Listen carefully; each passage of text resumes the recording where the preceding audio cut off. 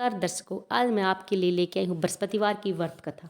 प्राचीन समय की बात है। भारतवर्ष में एक राजा राज्य करता था। वह बड़ा प्रतापी और दानी था।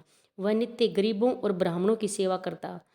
वह प्रतिदिन मंदिर में भगवान के दर्शन करने जाता था, लेकिन यह बात उसकी रानी को अच्छी नहीं लगती थी। वह न ही पूजन करती थी और न ही दान करने में उनका मन लगता था। एक दिन राजा शिकार खेलने वन गए हुए थे, तो रानी और दासी महल में अकेली थी। उसी समय बृहस्पति देव साधु के वेश में राजा के महल में भिक्षा लेने के लिए आए। भिक्षा मांगी तो रानी ने भिक्षा देने से मना कर दिया। रानी ने कहा कि हे साधु महाराज, मैं तो दान पुण्य से तंग आ गई हूँ। इस कार्य के लिए मेरे पतिदेव ही बहुत हैं। अब आप ऐसी कृपा करें कि सारा धन नष्ट हो जाए तथा मैं आराम से रह सकूं। साधु ने कहा, देवी तुम तो बड़े अजीब हो। धन और संतान से कौन दुखी होता है? इसकी तो सभी कामना करते हैं। पापी भी पुत्र और धन की इच्छा करता है। अगर तुम्हारे पास अधिक धन है तो भूखे मनुष्यों को भोजन कराओ, प्याऊ लगवाओ, ब्राह्मणों को दान दो, कुआं, तालाब, बावड़ी, बाग बगीचे आदि का निर्माण करवाओ, मंदिर, पाठशाला, धर्मशाला बनवाकर दान दो, निर्धनों की कुंवारी कन्याओं का विवाह कराओ, साथ ही यज्ञ आदि कर्म करो, अपने धन को शुभ कार्य में खर्च करो। ऐसा करने से तुम्हारा नाम परलोक में सार्थक होगा एवं स्वर्ग की प्राप्ति होगी। लेकिन रानी पर उपदेश का कोई प्रभाव न पड़ा। वह बोली, महाराज, मुझे ऐसे धन की आवश्यकता नहीं जिसको मैं अन्य लोगों को दान दूं, जिसको रखने और संभालने में भी मेरा सारा समय नष्ट हो जाए। अब आप ऐसी कृपा करें कि सारा धन नष्ट हो जाए तथा मैं आराम से रह सकूं। साधु ने उत्तर दिया, यदि तुम्हारी ऐसी इच्छा है तो जैसा मैं तुम्हें बताता हूँ तुम वैसा ही करना। तो उन्होंने बृहस्पतिवार को घर को गोबर से लीपना, अपने केसों को पीली मिट्टी से धोना। राजा ने से कहना वह बृहस्पतिवार को हजामत बनवाए। भोजन में मांस, मदिरा खाना और कपड़ा धोबी के यहाँ धुलने डालना। ऐसा करने से 7 बृहस्पतिवार में ही आपका सारा धन नष्ट हो जाएगा। इतना कहकर वह साधु महाराज वहाँ से अंतर्ध्यान हो गए। इसके बाद रानी ने वही किया जो साधु ने बताया था। 3 बृहस्पतिवार ही बीते थे कि उनका समस्त धन नष्ट हो गया और भोजन के लिए राजा रानी तरसने लगे। तब एक दिन राजा ने कहा कि तुम यहाँ पर रहो, मैं दूसरे देश में नौकरी के लिए जा रहा हूँ, क्योंकि यहाँ पर मुझे सभी मनुष्य जानते हैं, इसलिए कोई कार्य नहीं कर सकता। देश चोरी प्रदेश भीख बराबर है। ऐसा कहकर राजा प्रदेश चला गया और वहाँ जंगल को जाता और लकड़ी काट कर लाता और शहर में बेचता। इस तरह वो अपना जीवन व्यतीत करने लगा। इधर राजा के बिना रानी और दासी बहुत दुखी थी। किसी दिन उनको भोजन मिलता और किसी दिन वह पानी पीकर ही रह जाती। एक समय जब राजा रानी और दासियों को 7 दिन बिना भोजन रहना पड़ा तो रानी ने अपनी दासी से कहा, हे दासी, पास ही के नगर में मेरी बहन रहती है, वह बड़ी धनवान है।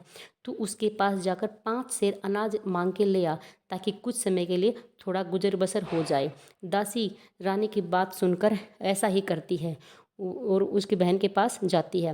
उस दिन बृहस्पतिवार था। रानी की बहन उस समय बृहस्पतिवार की कथा सुन रही थी। दासी ने रानी की बहन को अपनी रानी का संदेश दिया, लेकिन रानी की बहन ने कोई उत्तर नहीं दिया। जब दासी को रानी की बहन से कोई उत्तर नहीं मिला तो वह बहुत दुखी हुई, उसे क्रोध भी आया। दासी ने वापिस आकर रानी को सारी बात बता दी। यह बात सुनकर रानी ने कहा कि हे दासी, इसमें मेरी बहन का कोई दोष नहीं है। जब बुरे दिन आते हैं तब कोई सहारा नहीं देता। अच्छे बुरे का पता विपत्ति में ही लगता है। जो ईश्वर की इच्छा होती है वही होगा। यह सब हमारे भाग्य का दोष है।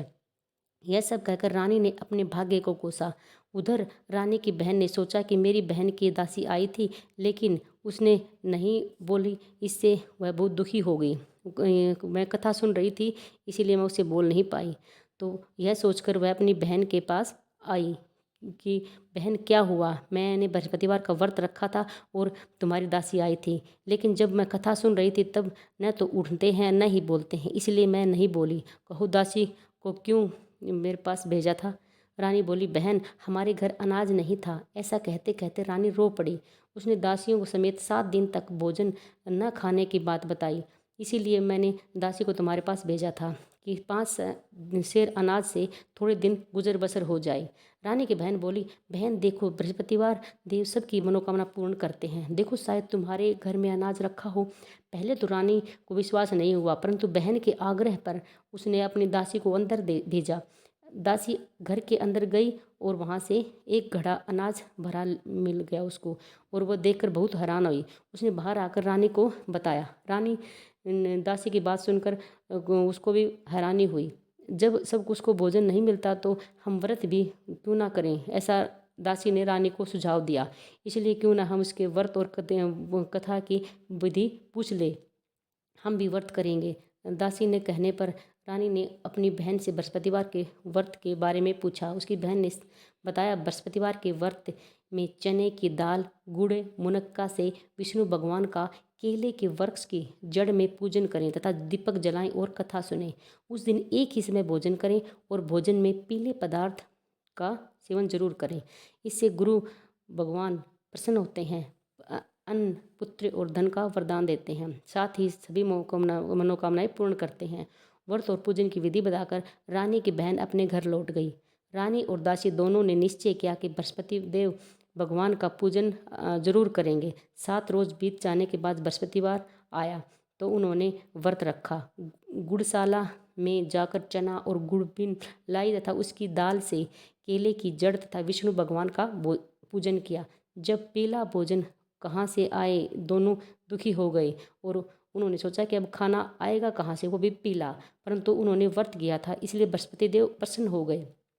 एक साधारण व्यक्ति के रूप में उन्होंने एक इंसान को भेजा और वो थाली में दोनों के लिए खाना लेकर आए और बोले कि ये दोनों, हे दासी, तुम ये दोनों थाली लो और ये एक तुम्हारे लिए है और एक रानी के लिए है।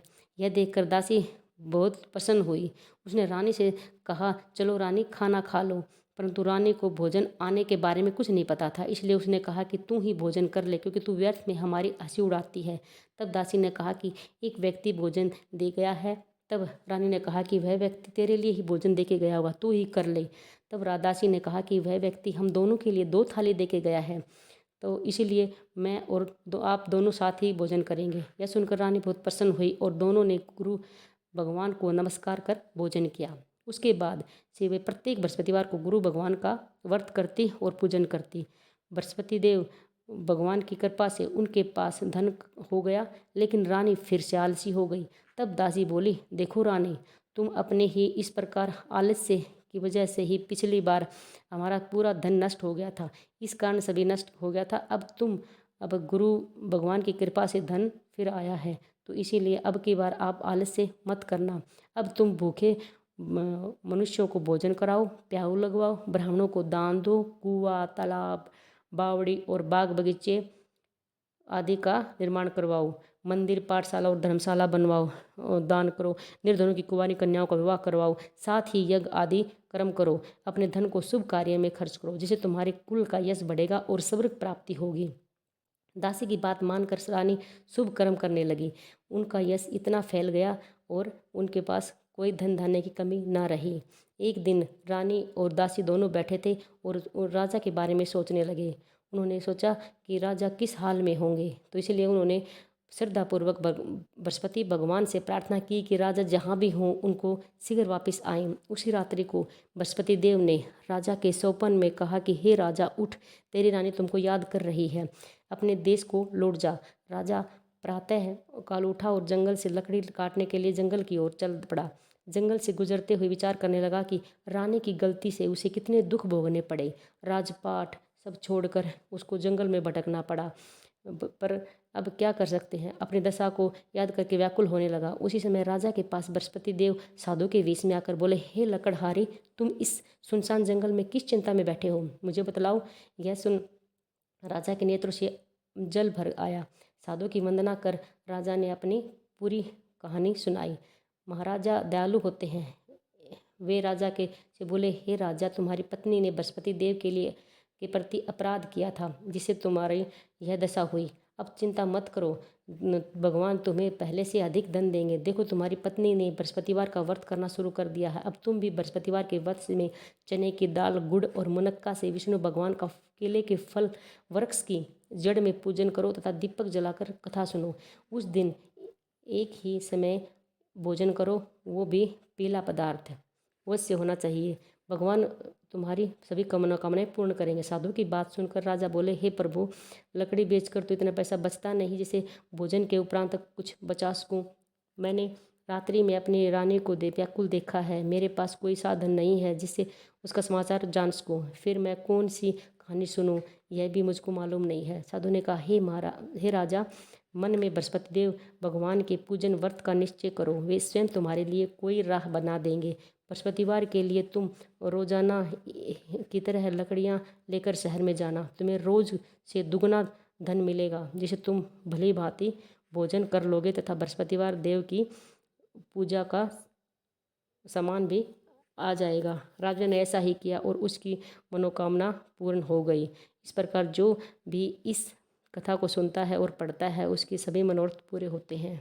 इसीलिए सभी को बृहस्पतिवार की कथा कहनी चाहिए और पढ़नी चाहिए। धन्यवाद।